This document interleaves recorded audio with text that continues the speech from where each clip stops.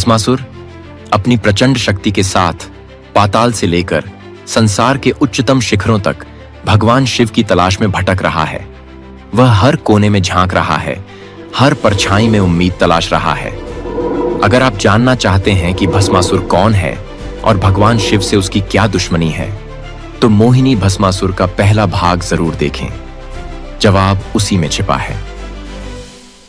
इस ब्रह्मांड में असुर और देवता अमृत पर अधिकार को लेकर तीव्र बहस और क्रोध से भरे हुए थे। दोनों पक्ष इस बात पर अड़े थे कि सबसे पहले अमृत कौन पिए।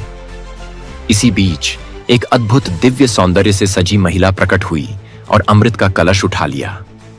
उसकी दिव्य सुंदरता ने असुरों और देवताओं को विस्मित और मोहित कर दिया। वह और कोई नहीं, स्वयं मोहिनी थी। अमृत और मोहिनी के बारे में अधिक जानने के लिए मोहिनी भस्मासुर के पिछले भाग को देखने के लिए इस कार्ड पर क्लिक करें।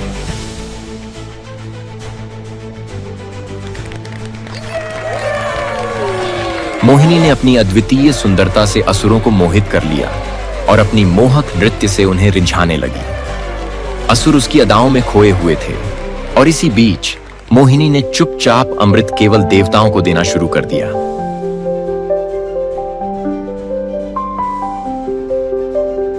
इस दोहरी भूमिका में मोहिनी ने सारा अमृत केवल देवताओं में बांट दिया, जबकि असुर उसकी मोहक अदाओं के जाल में फंसकर अपनी सुध बुद्ध खो बैठे। इधर भस्मासुर भगवान शिव को ढूंढने के लिए बेताब था और अंततः स्वर्ग तक पहुंच गया। वहां पहुंचकर वह स्वर्ग के दिव्य और अत्यंत सुंदर ढंग से निर्मित महलों और मनमोहक परिदृश्यों को देखकर अभिभूत हो गया।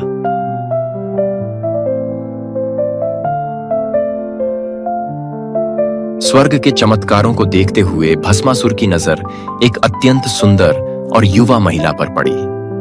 उसकी दिव्य और मोहक सुंदरता देखकर वह स्तब्ध रह गया। भस्मासुर उस अद्भुत सुंदरता से सम्मोहित होकर उसकी ओर बढ़ा और पूछा, तुम कौन हो? ऐसी अनुपम सुंदरता किसकी हो सकती है? उसकी आंखों में लालच और मोह का अजीब मिश्रण था।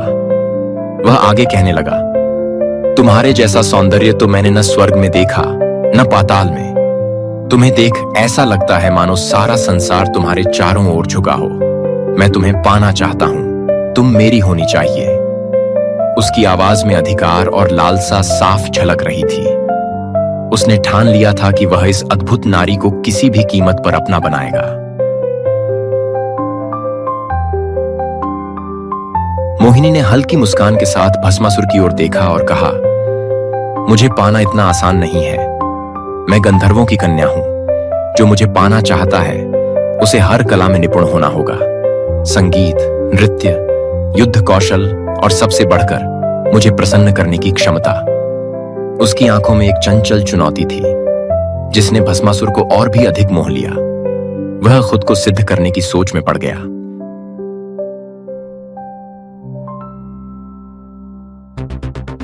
भस्मासुर ने गर्व से सिर उठाया और अपने आप को प्रस्तुत करते हुए कहा, मैं भस्मासुर हूं, वह अस्तित्व जो इस ब्रह्मांड में सबसे शक्तिशाली है। मेरी शक्तियों का कोई सानी नहीं।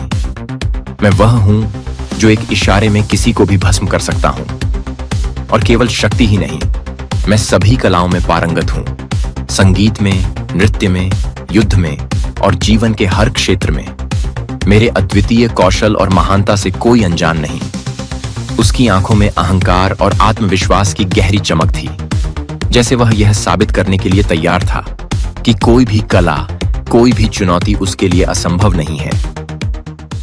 मोहिनी ने भस्मासुर को चुनौतीपूर्ण नजरों से देखा और मुस्कुराते हुए कहा, अगर तुम सच में इतने निपुण हो तो क्या तुम मुझे नृत्य में हरा सकते हो? वह अपनी कमर को लहराते हुए बोली, क्या तुम्हारी सारी शक्तियां मेरे सौंदर्य और नृत्य के सामने टिक पाएंगी? उसकी आंखों में एक चतुराई थी, जैसे वह जानबूझकर भस्मासुर के अहंकार को और बढ़ा रही हो। भस्मासुर ने मोहिनी की चुनौती को तुरंत स्वीकार किया। उसकी आंखों में गर्व और जीत का आत्मविश्वास था। तुमने मुझे चुनौती दी है, अब मुझे इसे जीत कर दिखाना है, उसने सोचा।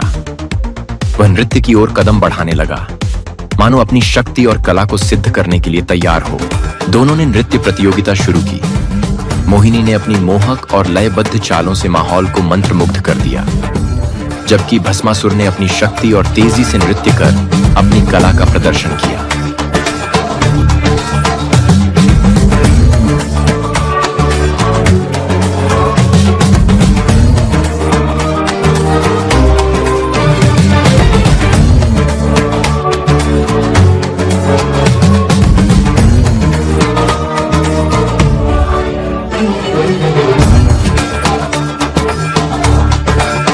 नृत्य की समाप्ति पर मोहिनी धीरे धीरे अपने बालों को संवारने लगी, जो नृत्य के दौरान बिखर गए थे।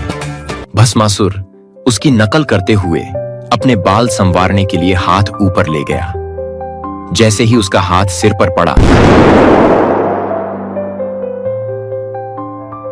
उसकी शक्ति का खेल उसके लिए ही विनाशकारी बन गया। एक पल में भस्मासुर ने खुद को ही भस्म कर डाला। उसकी शक्तियों का कोई काम ना आया। यह है मोहिनी भस्मासुर की कहानी, लेकिन यह अंत नहीं है। यह तो केवल एक शुरुआत है। जैसा कि महान कलाकार ने कहा था, पिक्चर अभी बाकी है।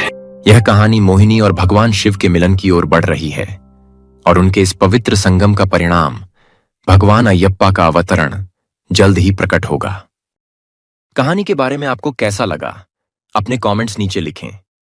चैनल से जुड़े रहें और जैसे हमेशा करते हैं, कृपया लाइक और सब्सक्राइब करें और नए वीडियो के लिए नोटिफिकेशंस पाने के लिए बेल आइकन दबाएं।